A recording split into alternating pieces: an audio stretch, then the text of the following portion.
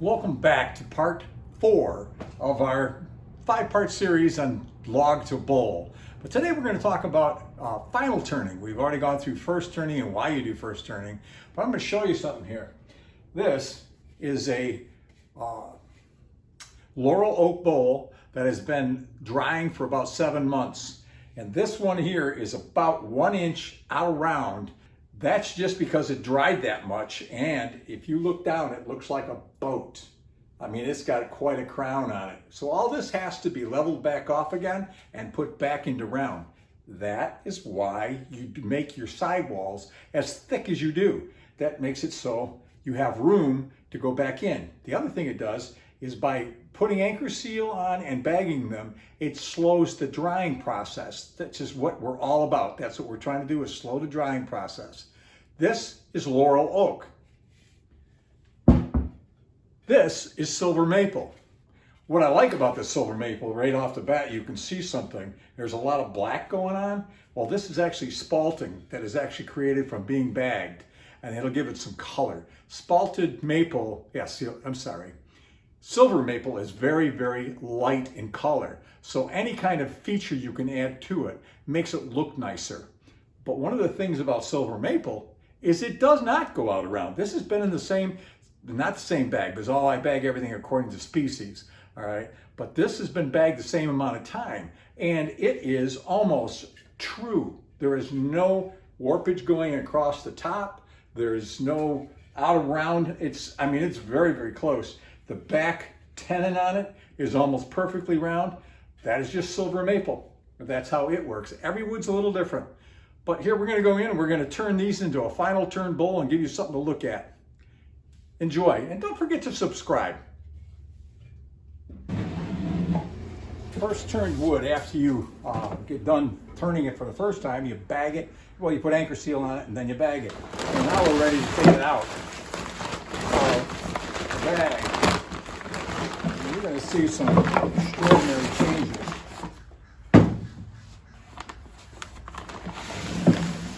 I've got some of them sitting out already here. All right, this is Laurel Oak from Central Florida. I'm hoping you can see that, but right now we're at 12 1/8 wide. And this is how out around it is by 11 1/8. This bowl is 1 inch out around all the way across. That is why we put 1 1/4 inch cut on this bowl. Because when we get done putting this on the lathe and rounding it back up on the outside, we have to lose a 1/2 inch here and a 1/2 inch here. So by the time we get done, we're only going to have about maybe a 1/2 inch left. I'm just hoping we have enough. So it's going to be a thin bowl when we get done here for sure. This tree was cut probably 6-7 months ago. So this has been in the bag for probably 6 months at least. A little bit of spalting going on inside here, so it'll leave some lines, and they go all the way through. And there's a little cracking going here, but that did not go past here, so we should be fine on that. The first thing we have to do when a bowl is this far out of whack is get that tenon back into shape. Now we're going to put it on the lathe and get that tenon straightened out. Here I'm going to use my chuck as a jam chuck. All I'm going to do is put a shelving liner over the top of it to give it some grip. And I'm going to put the bowl right down over that. And then all I got to do is match up my center point.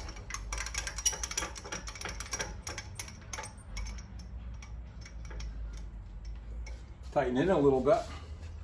And I have a jam chuck. Now, this is my large size tenon, but because it's shrunk so much on the one side, it will no longer fit even when I straighten this back out, because it's 4 1/4 on this side and it's 4 5/8 on this side.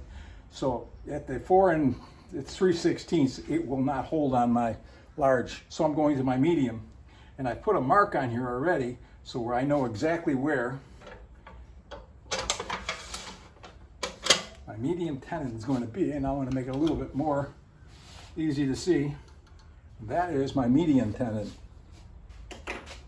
So we're going to run at about 500 RPM. and trim that tenon down so it fits on the medium. I'll leave the pencil mark there. It can be a little bit bigger. I'll be all set with that. And you can tell right there, it's a little out of round yet, right there.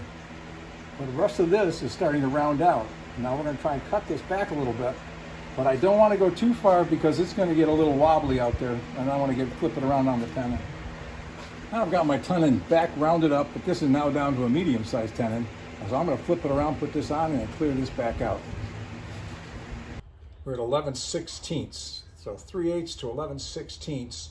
We are 5/16 out of round, just on the face of it. So we're going to take that and make it flat right now.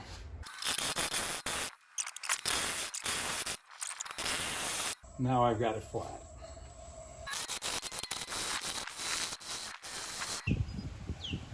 We're going a little further to go right there.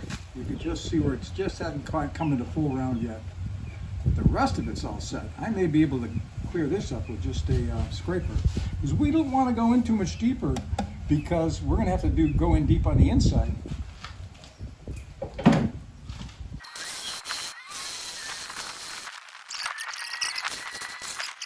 This is my negative rake scraper. I got negative rake scraper.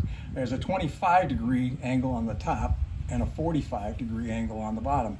And I mark my tool so I know when I put it back on the sharpener that I got to have that at 45 and that at 25. And what I'm going to do right now is I'm going to put an edge on it. Like the rest of it we can do with sandpaper. What I do have going on is a little crack right there. And I'm going to touch up with some super glue right now. Okay, let's go to the inside.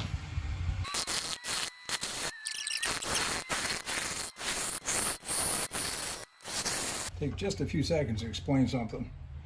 When you're out off the edge of your lathe like I am, I'm extended out here probably almost a foot out from the actual lathe bed, and then I'm extending out even further here, you get a little bit more vibration, a little bit more chatter.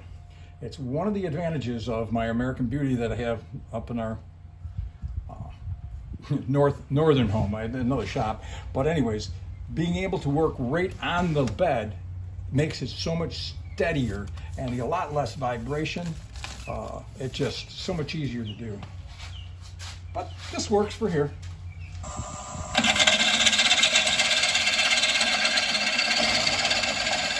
All right, this tool I got in my hand right now is my bottom feeder. I've got this cut to a 60-degree angle on it.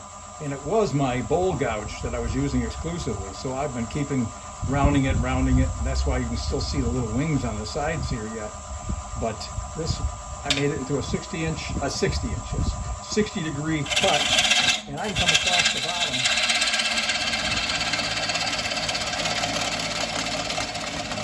Clear it up. And you can hear that vibration. That is because I'm so far out.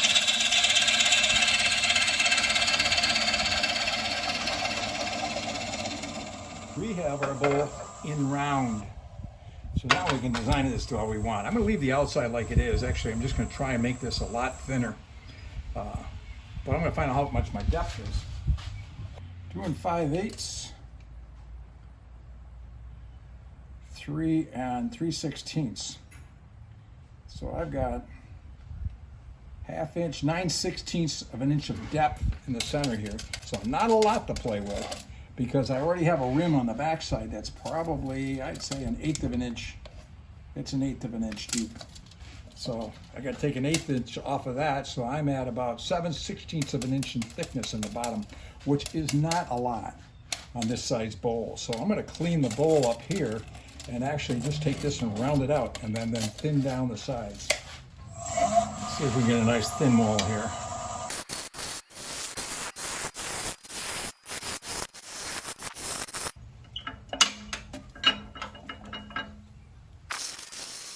This is such a nice finish. That actually does feel pretty darn good right there. A little bit of sanding on that and that's done. And I'm going to take out this section here from there to there.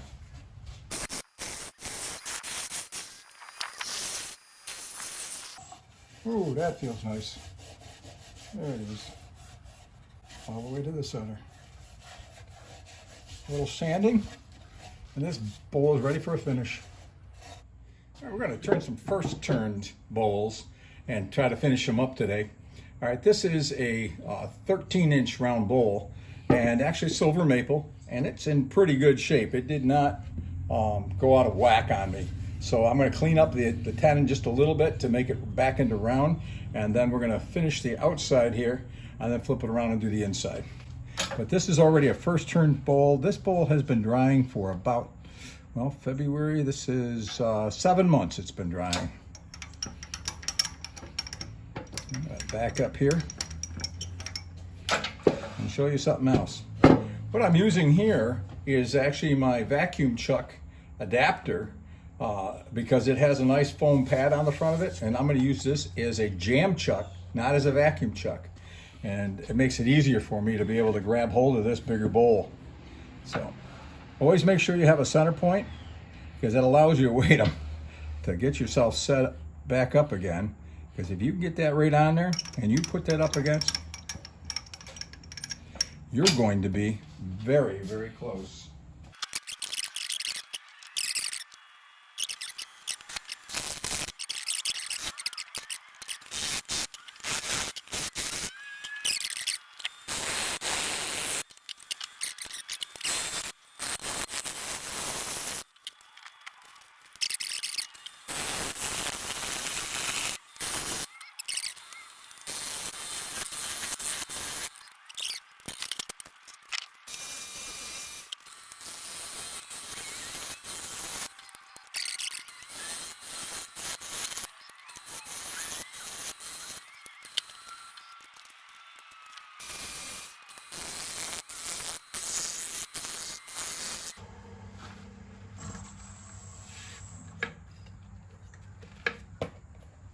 A little bit of sanding, we have that all cleared up.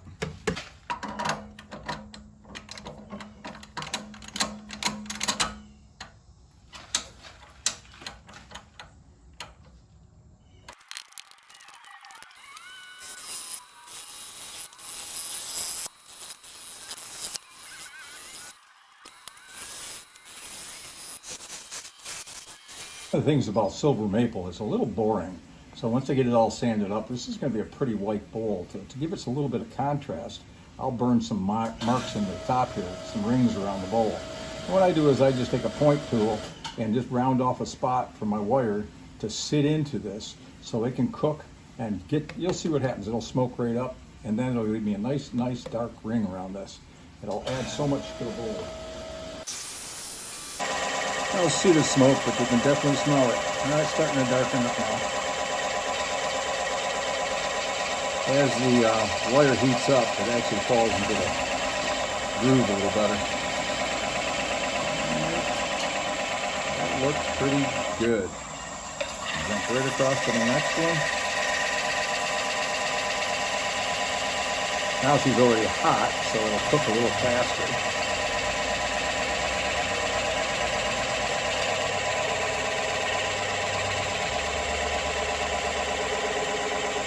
Make sure you get it burned all the way down to the bottom so you're not leaving a white spot when you get done. But I guess we'll wait for the smoke to clear, as they say. Take a look at it.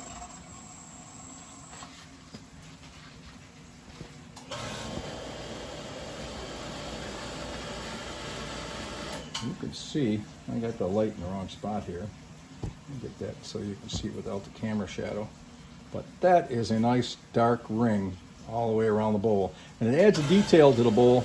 And you want to do it before you finish the inside so you got a good thick bowl to work with. So when you're pushing on it, you're not throwing it out around. And it stays round better. But now we're going to cut back the inside and finish the inside, and then we'll sand this all back up. But that's how we do that.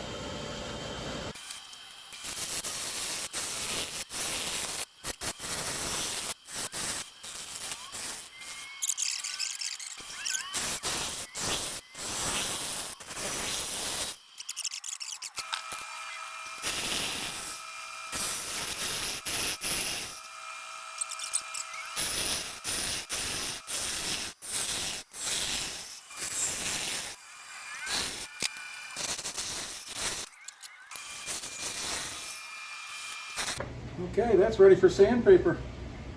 I'm going to take this, I'm going to fill this with epoxy. I'm going to do that right now. Blow that out, clean it up a little bit, and fill it with epoxy. I hope you enjoyed our video. That was part 4 of 5. Our next one is going to be in regards to sanding. I know that's boring, but I'm just going to go through it basically as to how we go about it, and what tools I use, and how I sand up my bowls for finishing. Then we're going to also go into finishing, and my preferred method for finishing is tung oil. You'll hear all kinds of different things on the internet about it, but it's done very well for me. And then we're also going to do some buffing. So when I get all done with our step 5 is going to have a finished bowl ready for you to give to whoever you want, a beautiful piece of work. All right, hey, stay tuned and don't forget to subscribe. That way you can follow along.